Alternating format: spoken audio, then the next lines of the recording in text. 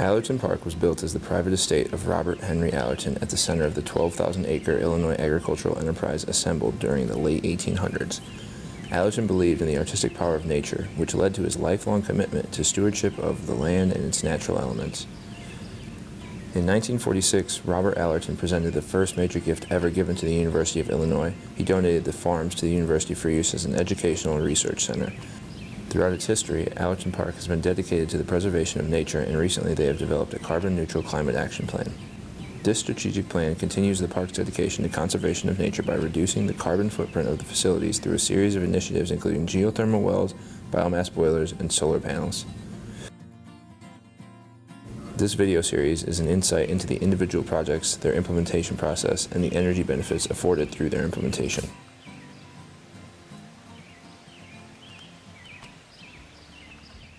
The first reason we chose them was purely out of opportunity, and that the first system we set up came from campus. It came as a fully funded project through the LINK class on campus, which is Learning and Community, and it was funded by the Student Sustainability Committee. And so purely opportunity. We knew we wanted to get into solar. We've had a plan for a long time to become carbon neutral. So once we had that opportunity, we decided to expand on that, and then we went after the bigger system that you see behind me.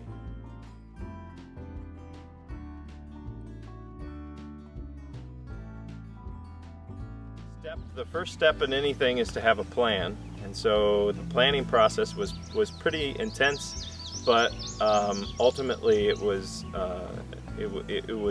doable.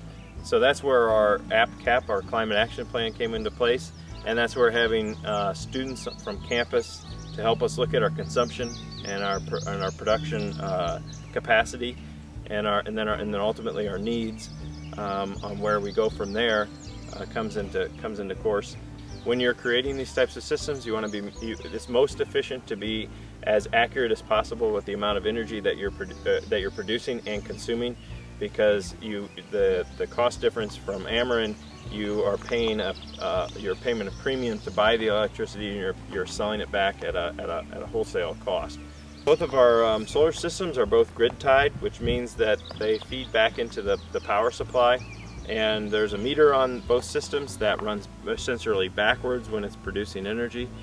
Ameren looks at that yearly, and they come up with a cost of how much you went over, how much you went under, and then Allerton has to make up for the rest, or gets paid for the rest. A lot of intelligent students helped out to not only design the first system, but also come out and actually help us work through the system and the production needs that we needed.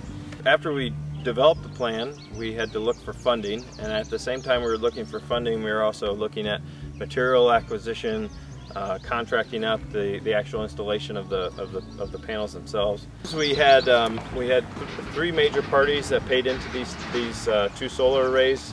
The first incentive we received was through the Student Sustainability Committee.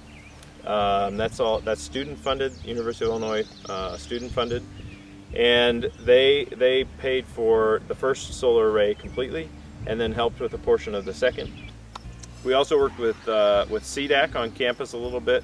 They helped us to provide documentation, helped us find the right documentation for DCEO, which is another organization we worked with, which helped fund the second project.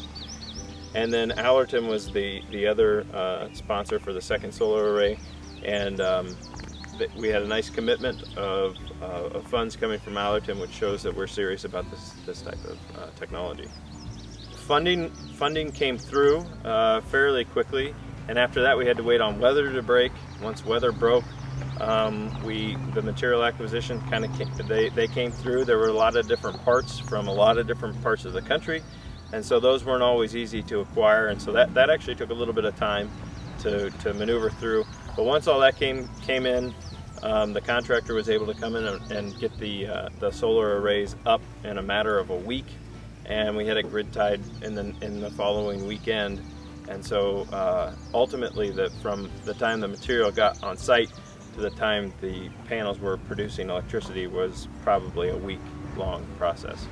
So our first solar array that came from the Student Sustainability Committee and the LINK group That ties into our new maintenance shed area. The new maintenance shed area is there to support our the maintenance of the park. So there's a lot of tractors and tools and things like that stored out there, and that's kind of a low impact building. The second solar array ties into our visitor center complex, and while it is doing something to help with that consumption on that side of the park, it ultimately hasn't taken that completely offline, and we knew that going into it, and so this is phase one of probably 3 grid tie systems like this to completely take the visitor center complex offline. After I've done this project, well, 2 of these projects, I would have to say that I've learned quite a bit. I was intimidated when I went into the project. I feel a lot more comfortable with solar. I would definitely do it again. There's definitely nothing that can't be accomplished. I think it all falls back on communication and by partnering with the right resources.